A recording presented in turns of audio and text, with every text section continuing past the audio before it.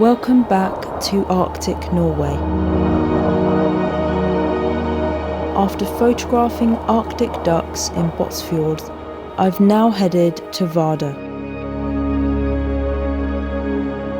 And from this island I'm going to visit Hornøya, which is one of the few places in the world where it is possible to photograph puffins in snow. Puffins return to land in summer to nest and to raise pufflings. And since Hornøya is so far north, there is still snow when the puffins return. I'm Danny, I'm a wildlife photographer, and welcome back to the Arctic Adventure series. Last night we arrived to Varda at 1 o'clock in the morning, and it was a bit of a precarious drive. We had a problem with the battery in our car, and in the end a guy had to bring a tractor and we had to jump start it with a massive truck battery. It was not ideal. We arrived quite late here, but today we're going to try to go to the Puffin Island. We've had a slow morning. We'll just see if we can get on a boat, but if not, we'll go tomorrow. So apparently the dock to land onto the island has broken because of the high wind, so we can't go onto the island today. Apparently we can't land onto the island tomorrow, so maybe on Sunday we can get onto the island. I can extend the trip because we've come all this way to see puffins in snow and we won't just leave, so yeah, a bit annoying, but what can we do?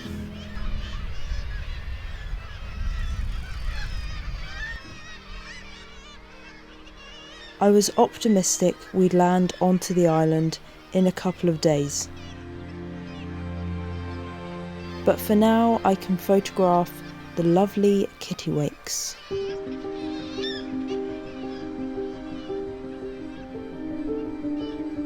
We've spent the past couple of hours photographing the kittiwakes, which has been really fun. I've been doing something a bit experimental with multiple exposures, and it's where you take two photos and you combine them. So I've been taking a photo of the birds like flying and then another one of the light hitting the water, and I've been making that second photo out of focus, and it looks quite cool merged together. Some don't work, some do, but yeah, I think that's it for today in terms of photography. We'll probably just chill out at the B&B and have some lunch.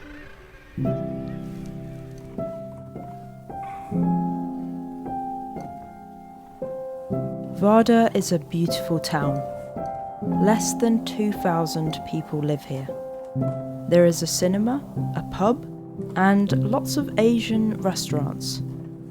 But my target location is in the background. There's been a massive storm today.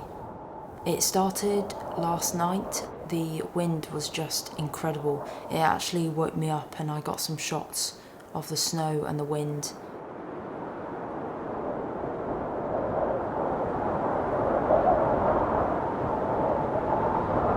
It pretty much hasn't stopped, but now it's started to quieten and calm down a bit. It's still very windy, but I think we're going to go for a drive around the island, maybe take some, but we'll see what we find.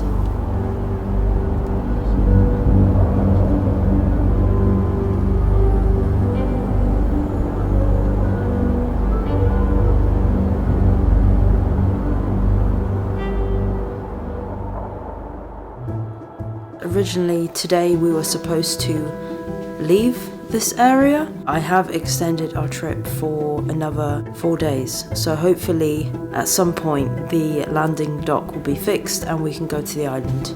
If not, I might just have to keep extending the trip, because when am I going to come back here?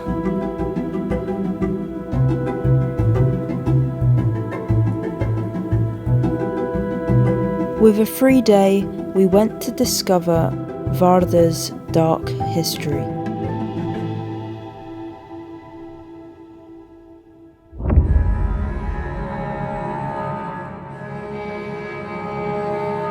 In the 17th century, many people were accused of practicing witchcraft.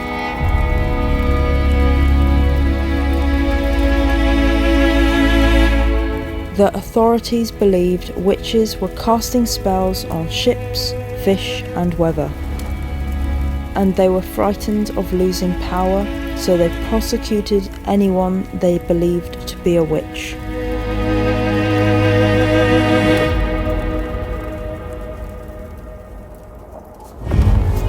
Vada is the witch capital of Norway. Almost 100 people were tortured or burned alive, including children.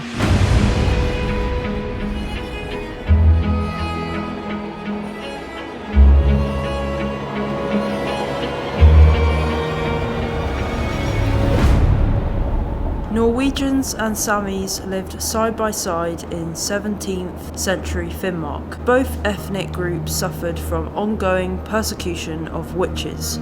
The Finnmark witchcraft trials were intense. Most of the death sentence were passed in so-called panics, meaning that one trial led to another in rapid succession. This exhibition emphasises what is individual for every person who was executed during the witch hunt in Finnmark.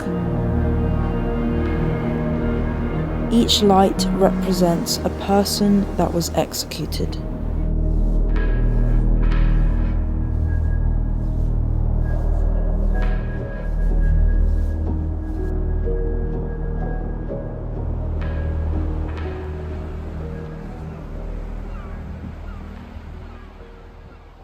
I want to say a big thank you to Squarespace for sponsoring this video. I've just updated my blog with some photos from this video. I literally duplicated a previous blog, changed the photos, and it was just so quick and easy. And even if I wasn't a professional, I would definitely have a blog like this because it's so nice to see your best images from a trip in one place, and I almost see it as a photo diary. If you'd like to give Squarespace a go, head to squarespace.com/daniconnorwild and you can save 10% off a new purchase of a website or a domain.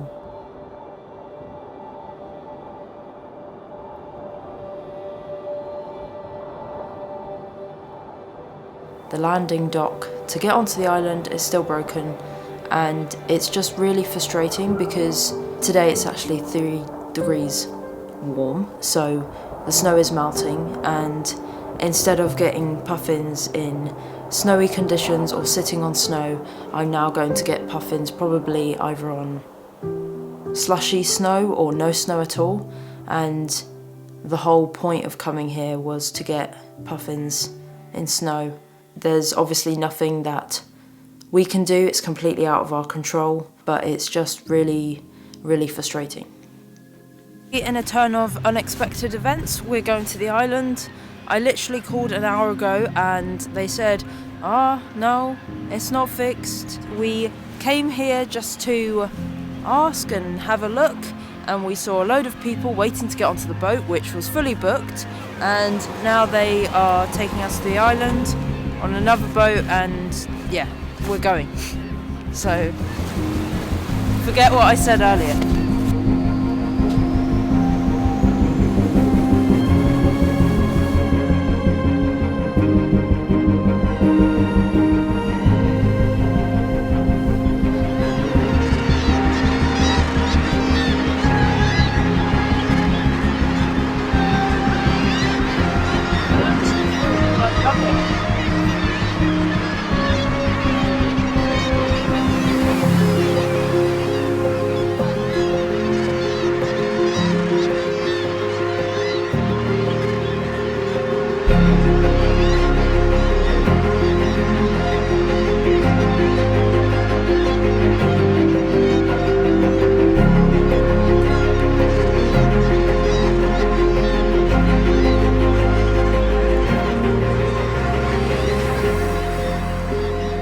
It is simply extraordinary being surrounded by 80,000 birds. I almost cried when we finally got onto the island. They've forgotten about us.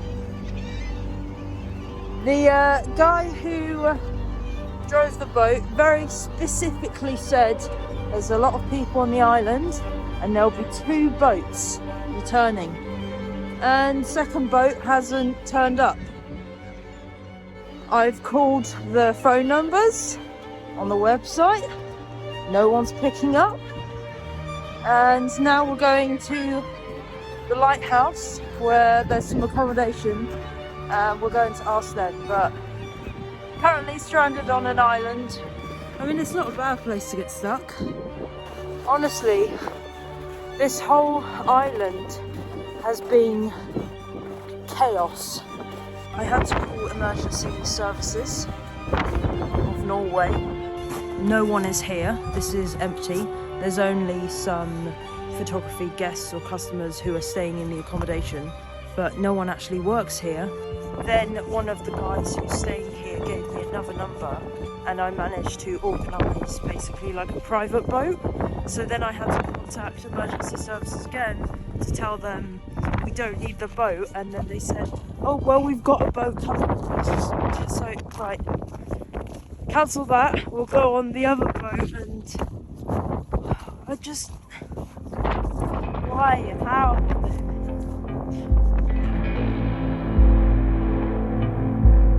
We walked around the island and waited for the boat.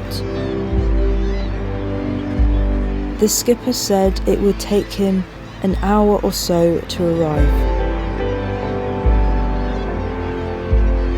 The panic had faded, and I quickly realised how lucky I was to see thousands of birds in blue hour. Blue hour is one of the best lights to photograph in.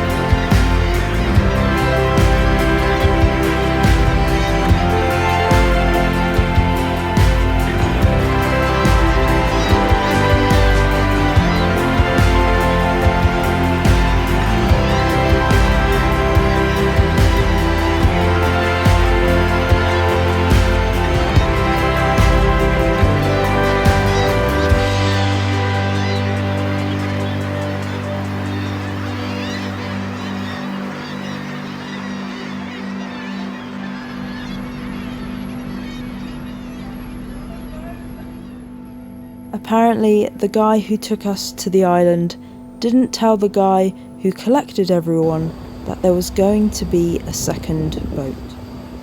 I'm not taking chances tomorrow. Thank you! Next week's video will be all about the island, so don't worry, more puffins are coming. Thank you to my patrons who support my work and allow me to go on these amazing adventures.